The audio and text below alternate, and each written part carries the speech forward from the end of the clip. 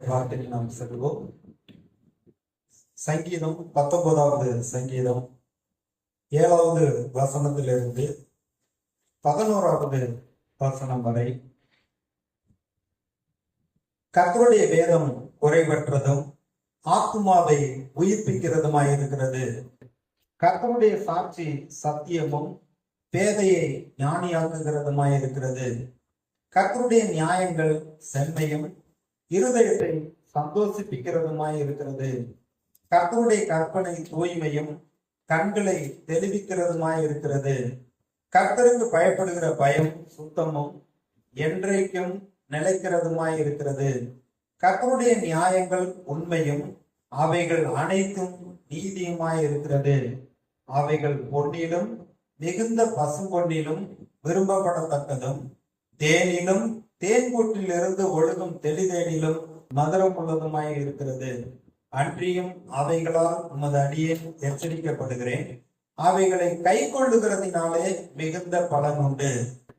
கடந்த வாரத்திலே இந்த கர்த்தருடைய வேதம் நமக்கு வெற்றி வாழ்க்கையை கொண்டு வருகிறது என்று நாம் தியானித்தோம். இந்த பரிசுத்த வேதாகமத்தை எழுதி கொடுத்த தேவன் அவர் வெற்றியின் தேவனாய் இருக்கிறார். அவர் மகிமையாய் வெற்றி சிறந்தவர். நம்மையும் வெற்றி சிறக்க பண்ணுகிறவராக நம்மோடு கூட இருக்கிறார். இந்த நியாயப்பிரமாண புஸ்தகம் உன் வாயை விட்டு பிரியாது இருப்பதாக என்று யோசுவாவிடத்தில் சொல்லுகிறார். வாழ்க்கையின் எல்லா பகுதியிலும் நாம் வெற்றி அடைவதற்கு இந்த நியாயப்பிரமாண புஸ்தகம் பரிசுத்த வேதாகமம், இது தேவன் தம்முடைய மகத்துவத்தை எழுதி கொடுத்த வேதாகமாக இருக்கிறது. இதை நாம் இரவும் பகலும் தியானிக்கிற பொழுது நம்முடைய வழி வாய்க்கும், நாம் நல்ல வெற்றியை கண்டடைவோம் என்று வேதம் சொல்லுகிறது. இந்த கர்த்தருடைய வேதம் இன்றைக்கு நமக்கு மிகுந்த பலனை, அதாவது நன்மையை கொண்டு வரக்கூடியதா இருக்கிறது. இந்த சங்கீதத்தை எழுதினவர் தாவீது ராஜா இந்த கர்த்தருடைய வேதத்தை குறித்து, கர்த்தருடைய வார்த்தையை குறித்து அவ்வளவு மேன்மையாக அவர் சொல்லுகிறார். தேனிலும் தேன்கூட்டிலிருந்து ஒழுகும் தெளிதேனிலும் மதுரம் உள்ளதா இருக்கக்கூடிய வார்த்தை என்று சொல்லுகிறார். இந்த கர்த்தருடைய வார்த்தை கண்களை தெளிவிக்கக்கூடியதா இருக்கிறது. இந்த கர்த்தருடைய வார்த்தை நம்மை எச்சரித்து நல்வழியிலே நடத்தக்கூடியதா இருக்கிறது. 11வது வசனத்தில் அவர் சொல்றார், அன்றியும் அவைகளால் உமது அடியேன் எச்சரிக்கப்படுகிறேன். அவைகளை கை கொள்ளுகிறதுனாலே மிகுந்த பலன் உண்டு. இந்த வேதத்தை வாசிக்க, இதை தியானிக்க, இதன்படி நாம் செய்கிற பொழுது நம்முடைய வாழ்க்கையில மகிழ்ச்சியும் சந்தோஷமும் தேவ ஞானமும் தேவ கிருபையும் நமக்கு உண்டாகிறது. இதை கை கொள்ளுகிறதுனாலே, இதை நம்முடைய வாழ்க்கையில கடைபிடிக்கிறதுனாலே மிகுந்த பலன் உண்டு என்று சொல்லுகிறார்.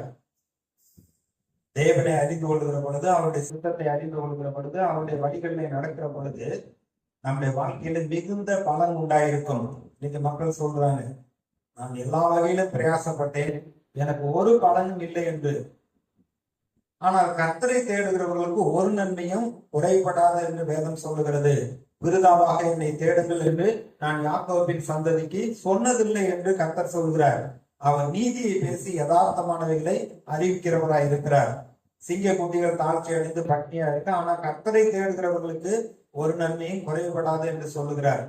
அப்ப இந்த வேதத்துல சொல்லப்பட்டிருக்க இந்த பரிசுத்த தேவன் அவருடைய வார்த்தைகளையும் அவருடைய கற்பனைகளையும் அவருடைய கட்டளைகளையும் நாம் அறிந்து கொள்கிற பொழுது, அதை கை கொள்ளுகிற பொழுது நம்முடைய வாழ்க்கையில மிகுந்த பலன் உண்டு. பேதுரு சொல்லுகிறார், கர்த்தராகிய இயேசு கிறிஸ்துவை அறிகிற அறிவினாலே உங்களுடைய வாழ்க்கை வெறுமையாக கனியற்றதாக போகாது. இந்த பூமிக்குரிய வாழ்க்கைக்கும் மறுமைக்குரிய வாழ்க்கைக்கும் தேவன் அநேக வாக்குத்தத்தங்களை பண்ணி இருக்கிறார். அதை கை கொள்ளுகிறதுனால மிகுந்த பிரயோஜனம் உள்ளது. நம்முடைய வாழ்க்கையில ஒரு கனி நிறைந்த வாழ்க்கை உண்டாயிருக்கும் என்று பேதுரு சொல்லுகிறார். இன்னைக்கு இந்த கர்த்தருடைய வார்த்தையை நாம் கை கொள்ளுகிறதுனாலே நமக்கு உண்டாகக்கூடிய பலனை நாம் வேதத்திலிருந்து ஒரு சில காரியங்களை இன்றைக்கு நாம் தியானிக்க போகிறோம். முதலாவது யோவான் சுவிசேஷம் 15வது அதிகாரம் முதல் 5 வசனத்துல ஆண்டவராகிய இயேசு கிறிஸ்து என்ன சொல்லி இருக்கிறார் என்று பாருங்கள். நான் மெய்யான திராட்சை செடி, என் பிதா திராட்சை தோட்டக்காரர். என்னில் கனி கொடாக இருக்கிற கொடி எதுவோ அதை அவர் அறுத்து போடுகிறார். கனி கொடுக்கிற கொடி எதுவோ அது அதிக கனிகளை கொடுக்கும்படி அதை சுத்தம் பண்ணுகிறார். நான் உங்களுக்கு சொன்ன உபதேசத்தினாலே நீங்கள் இப்பொழுது சுத்தமாய் இருக்கிறீர்கள். என்னில் நிலைத்திருங்கள், நானும் உங்களில் நிலைத்திருப்பேன். கொடியானது திராட்சை செடியில் நிலைத்திராவிட்டால் அது தானாய் கனி கொடுக்க மாட்டாது போல, நீங்களும் என்னில் நிலைத்திராவிட்டால் கனி கொடுக்க மாட்டீர்கள். நானே திராட்சை செடி, நீங்கள் கொடிகள். ஒருவன் என்னிலும் நான் அவனிலும் நிலைத்திருந்தால் அவன் மிகுந்த கனிகளை கொடுப்பான். என்னை அல்லாமல் உங்களால் ஒன்றும் செய்ய கூடாது.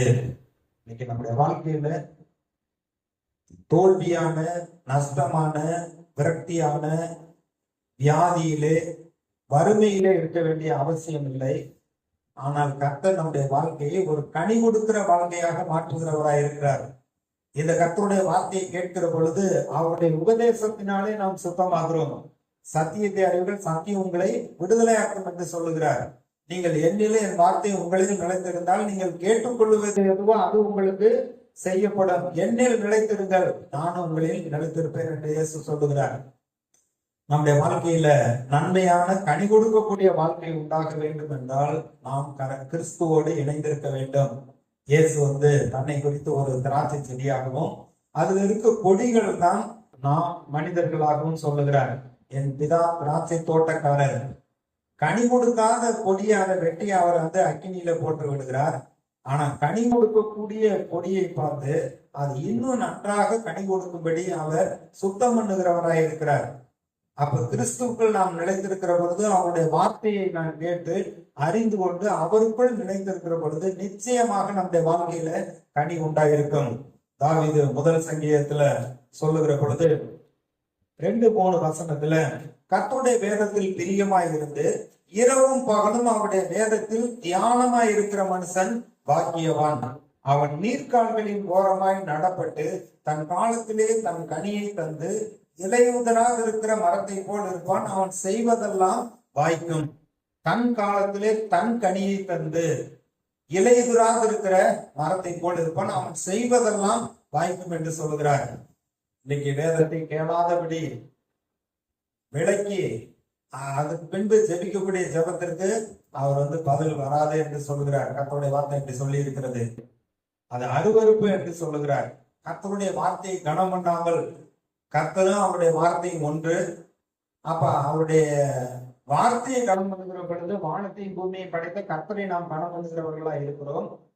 அவருடைய ஆலோசனையை நாம் ஏற்றுக்கொள்ளுகிறது. அவருடைய வார்த்தையின்படி நாம் செய்கிற பொழுது அதுதான் அவருடைய ஆலோசனைப்படி செய்யக்கூடியதா இருக்கிறது. அப்படி இருக்கிற மனிதனுடைய வாழ்க்கை நன்றாக நீர் ஓடிக்கொண்டிருக்கிற, வறட்சியான காலத்தில நீர் ஓடிக்கொண்டிருக்கிற ஒரு நீர்க்கால் ஓரமாய் நடக்கப்பட்ட மரம் எப்படி அதற்கு பசுமையாக இருக்கிறதோ, அது தன் காலத்தில தன் கனியை கொடுக்கிற, அது போல நம்முடைய வாழ்க்கை ஒரு கனி கொடுக்கக்கூடிய வாழ்க்கையாக இருக்கும் என்று இங்கே கர்த்தருடைய வார்த்தை சொல்லுகிறது. எரேமியா 17வது அதிகாரம். நாம் கர்த்தரை நம்பி இருக்கிற பொழுது, நம்முடைய விசுவாச நம்பிக்கை கர்த்தர் பேரில் இருக்கிற பொழுது நம்முடைய வாழ்க்கை எப்படி செழிக்கும் என்று இங்கே கர்த்தருடைய வார்த்தை சொல்லப்பட்டிருக்கிறது. 7-8 வசனம். கர்த்தர் மேல் நம்பிக்கை வைத்து கர்த்தரை தன் நம்பிக்கையாக கொண்டிருக்கிற மனுஷன் பாக்கியவான், ஆசீர்வதிக்கப்பட்டவன். அவன் தண்ணீர் அண்டையிலே நாட்டப்பட்டதும் வாய்க்கால் ஓரமாய் தன் வேர்களை விடுகிறதும் உஷ்ணம் வருகிறதை காணாமல் இலை பச்சையாய் இருக்கிறதும் மழை தாழ்ச்சியான வருஷத்திலும் வருத்தமின்றி தப்பாமல் கனி கொடுக்கிறதுமான மரத்தை போல் இருப்பான். இது ரொம்ப கர்த்தருடைய வார்த்தை தெளிவாக சொல்லுகிறது. நீர்க்கால் ஓரத்தில் நடப்பட்டிருக்கிறவங்க, கர்த்தரை நம்புகிறவர்கள், அவருடைய வார்த்தையை ஏற்றுக்கொள்ளுகிறவர்கள், வறட்சி வருகிற காலத்திலும் கூட எப்படி மழை பெய்யாமல் இருந்தா கூட பனை மரம் எப்பொழுதுமே அது பசுமையாக இருக்கும்.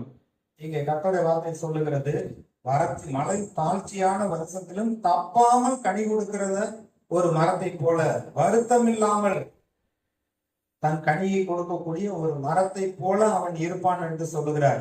அப்ப நம்முடைய வாழ்க்கை இந்த உலகத்துல கொள்ளை நோய் இருக்கலாம், பஞ்சம் இருக்கலாம், ஆனா நீதிமானை ஒருபோதும் பசி